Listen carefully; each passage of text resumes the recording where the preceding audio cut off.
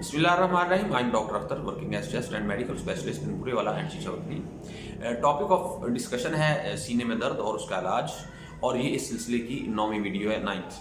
अगर आप first time आए हैं तो प्लीज़ आप एक सीक्वेंस में वीडियोस को देखें ताकि आपको बात की समझ आ सके। पहले मैंने बात की थी लंग्स के मुख्तलिफ वजूहात जो हो सकती हैं, उसके बाद मैंने हार्ट की बात की, और अभी मैं बात करूंगा बाज जो हमारे जो सीना है इसके बिल्कुल सेंटर में खुराक की नाली जा रही है, और ये नीचे जाके उसके अंदर जहाँ पे बिल्कुल सेंटर आता है वो यहाँ पे स्टमक होता है और उसके साथ इसका कनेक्शन है। बाज़ औक़ात बंदे को, किसी भी पेशेंट को, ना उसको हार्ट का कोई मसला होता है ना उसको कोई सीने का मसला होता है, उसको सिर्फ स्टमक की वजह से ये सीने में दर्द हो रहा होता है। अब इस केस में भी अगर आप इसको प्रॉपर्ली और टाइमली डायग्नोज कर लें तो ये एक सिंपल सा इलाज होता है, लेकिन अगर ना कर सकें तो इसमें भी बाज़ औक़ात बहुत ज़्यादा कॉम्प्लिकेशंस हो सकती हैं। अब इसमें अलामतें क्या हो सकती हैं वो मैं आपको ज़रा ब्रीफली बता देता हूँ। ये जो दर्द एक तो बिल्कुल सीने के सेंटर में होता है, और दूसरा इसमें जो समझने की चीज़ है उसकी लॉजिक जो बेसिकली दर्द होने की वो ये है कि जो हमारा मैदा है इसके अंदर हाइड्रोक्लोरिक एसिड HCl एक तेज़ाब है ख़ास किस्म का, वो कुदरती तौर पर तकरीबन 1.5 लीटर पर डे के हिसाब से खारिज हो, इसके अंदर स्क्रीट होता है। ये एक नेचर का सिस्टम है, बिल्कुल इस तरह जिस तरह हमारे मुँह में थूक बनती है, आप ऐसे ही समझें।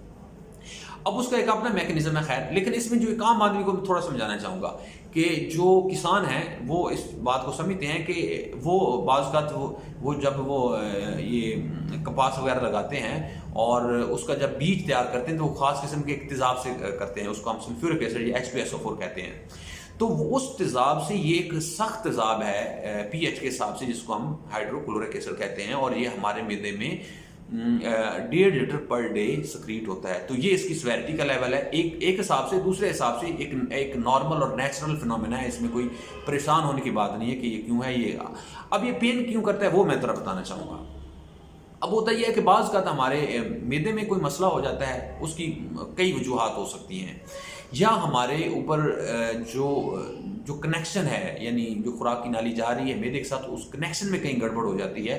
तो वो जो HCl में जो एसिड की बात कर रहा हूँ वो रिफ्लक्स करता है ऊपर की तरफ। जब वो रिफ्लक्स करता है ऊपर की तरफ तो उसकी वजह से डेफिनेटली शदीद किस्म का पेन होगा, कि वो जो एसिड है वो आके सोजिश कर देता है ये जो खुराक वाली नाली है।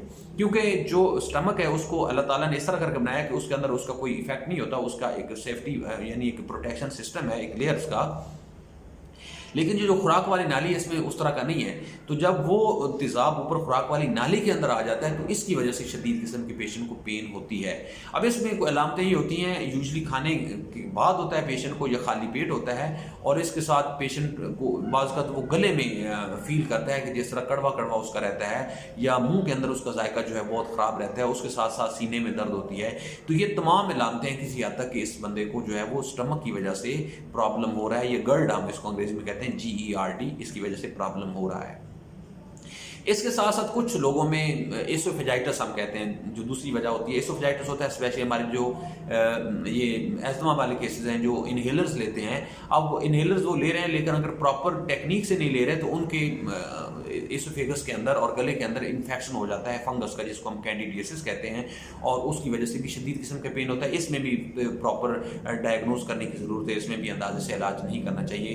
अगर अंदाजे से करें तो डेफिनेटली इसमें केस कॉम्प्लिकेट होता है। तीसरी एक रेयर वजह है लेकिन हो सकती है, इसमें बाज़ रप्चर हो जाता है जो आपका ये जो खुराक वाली नाली एसोफेगस है, तो इसकी वजह से शदीद किस्म की पेन सीने में होती है।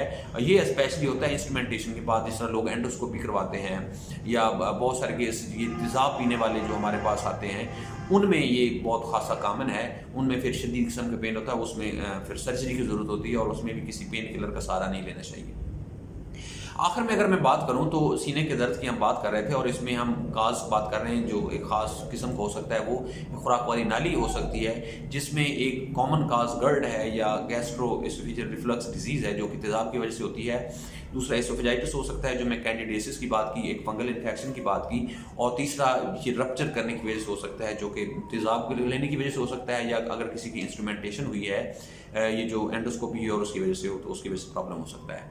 तो आपने नीचे कमेंट्स में ये बताना है कि क्या आपने इस तरह का कोई देखा है फैमिली फ्रेंड्स में, और दूसरा आपने कोई और क्वेश्चन है तो आप नीचे लिखें कमेंट्स में। मैं कोशिश करूँगा कि आपको उसका रिप्लाई करूँ। अल्लाह ताला आपको और आपके घर वालों का हमें नज़र।